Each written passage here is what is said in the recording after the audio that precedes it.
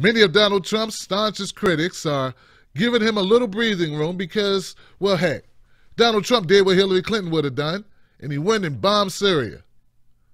You got to give it up for that, right? Heck, I've noticed resistance people gone from resistance to assistance.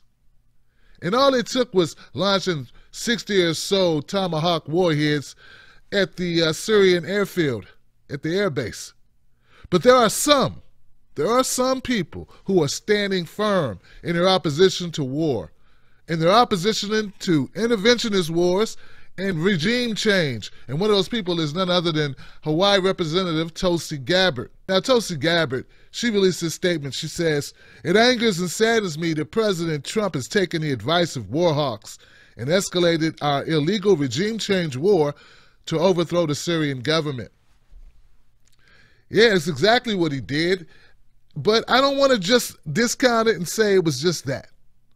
I don't want to say he's just manipulated like a child by these big kids who have big plans. No. Trump is the president. The buck stops with the president, though a lot of people are blaming Jared Kushner. I will go on. Tulsi says, this escalation is short-sighted and will lead to more dead civilians, more refugees, the strengthening of al-Qaeda and other terrorist groups, and a direct confrontation between the U.S. and Russia. The administration has acted recklessly without care or consideration. And she goes on to further point out that we will never know, maybe now, we will never know if Assad had anything to do with the chemical attack because, well, hey, it's going to be hard to get in there and find out when we're bombing it. Kind of gets in the way of a thorough investigation. Tulsi also goes on to mention that if Assad is found to be guilty of it, she would be one of the first people to ask for his arrest and possible execution. But as it stands, it's going to be very difficult when you start bombing Syria. Tulsi Gabbard is a strong proponent for doing something about us arming terrorists and doing actions like we just did on Thursday. She introduced a bill called the, of all things, Stop Arming Terrorists Act. Wow. Folks, I don't know about you, but it's very saddening to me that we would even have to make an act, a bill. We'd have to introduce legislation to get America to stop arming terrorists. What's also even more saddening is that many of Americans don't even know that we've been arming terrorists. They think it's something kooky people make up on the internet.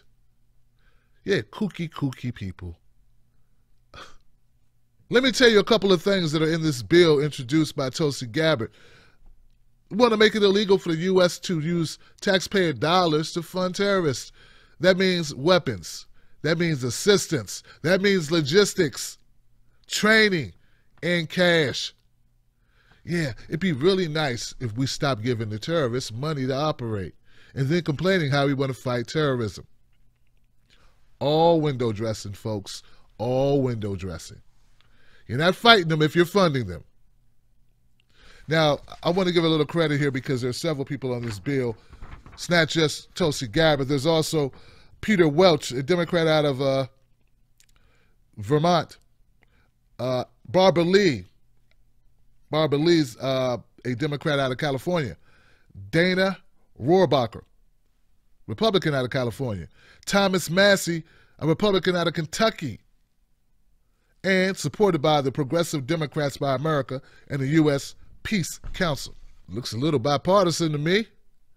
Looks a little right on the money to me. You let me know what you think. Tulsi Gabbard criticizing President Trump for reacting and going along with his war hawk buddies and also introducing legislation to get us to do what we should already not be doing. It's sort of like me having to put a sign on the refrigerator telling the kids, don't put your sister in the oven. Don't light matches and throw them into the oven. And don't put a bun in the oven. I'm Tim Black. I see you on the next one.